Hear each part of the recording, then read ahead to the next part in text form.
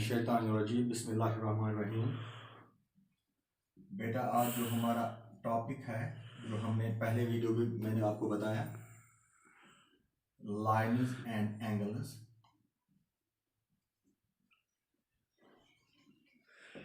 आज हमें उसमें जो अधूरा रह गया था, pairs of angles,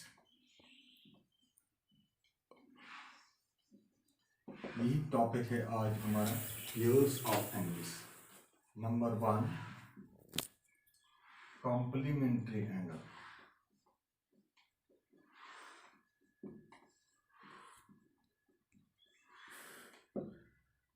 number 2, supplementary angle.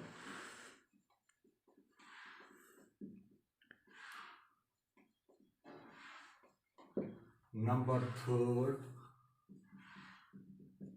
adjacent angle.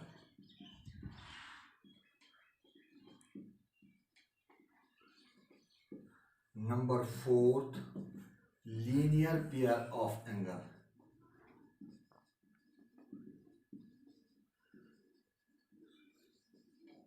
Number 5, vertically opposite angle. Opposite angle. और भी बाकी एंगल्स हैं, लेकिन आज जो हमारा 5 एंगल हैं, अब यही हम इसी पर बात करेंगे। First of all is complementary angle. Complementary angle ऐसे दो एंगल जिनका जोड़ 90 डिग्री हो, उसको हम कॉम्प्लीमेंट्री एंगल कहते हैं। ऐसे मैं एग्जांपल दूंगा। एक एंगल एक्स वाई 50 डिग्री का है, दूसरा है 40 डिग्री का। हम ऐसे कहेंगे X plus Y is equal to 90। ऐसे दो एंगल जिनका जोड़ 90 डिग्री हो, उसको हम कॉम्प्लीमेंट्री एंगल कहते हैं। किसी टाइम हमें एक्स दिया हुआ है, एक्स इज इक्वल टू 50, हमें वाई निकालना होता है। कॉम्प्लीमेंट्री एंगल में हमें वाई मालूम नहीं है, वाई कितना है। हम क्या करते हैं, हम एक्स प्लस और X plus X is equal to 90।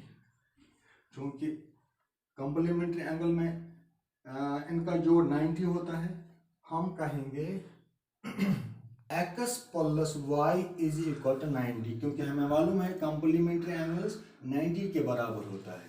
हमें एक्स दिया हुआ है 50 और हमें वाई निकालना है। हम क्या करेंगे, 50 plus Y is equal to 90, और वाई इज इक्वल टू 50 को यहाँ ट्रांसफर करेंगे, ये तो माइनस बन जाएगा। 90 minus 50 is equal to Y is equal to 40 degree, यानी कि जो वाई है वाई 40 डिग्री का है। इसी तरह 50 plus X plus Y is equal to 90। दूसरा है सप्लीमेंट्री एंगल। सप्लीमेंट्री ऐसे दो एंगल जिनका जोड़ 180 डिग्री होता है, उसको हम सप्लीमेंट्री एंगल्स कहते हैं। जिन दो जावियों का जोड़ 180 होता है, उनको हम सप्लीमेंट्री एंगल कहते हैं। ऐसे में शक्ल की सूरत में आपको बताऊंगा। ए बी, एक एंगल 70 डिग्री का है, दूसरा है 110। X Y, X is equal to 110, Y is equal to 70 degree, 180। ऐसे दो एंगल जिनका जोड़ 180 हो, उसको हम सप्लीमेंट्री एंगल कहते हैं। Third one is adjacent angle, जिनका रे कॉमन हो। यहाँ आपको मैं शक्ल की सूरत में बताऊंगा। कॉमन वर्टेक्स, एक कॉमन वर्टेक्स पर ऐसे ऐसे वर्टेक्स, इनका it is vertex O common vertex और एडजेसेंट जो पास पास हो। इसका नाम रखूंगा मैं एक्स वाई, और एक रे में यहां से निकालूंगा जेड। एक्स और वाई इसमें पास पास है, हम ऐसे नहीं कहेंगे कि एक्स और जेड ये एडजेसेंट एंगल है ना, एक्स और वाई एडजेसेंट एंगल है, क्योंकि इसमें ये तो पड़ोसी, जिनको हम कहते हैं पड़ोसी एंगल्स, जिनका common arm and common vertex, इनको कहते हैं हम एडजेसेंट एंगल्स। ओके, अब fourth one is linear pair of angles. एक सीधी लाइन, हिसाब करूंगा बेटा। Okay, linear pair of angles, ऐसे दो एक सीधी लाइन पर एक सीधी लाइन पर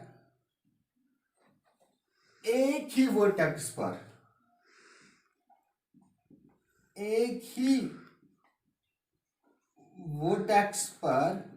बने हुए एंगल को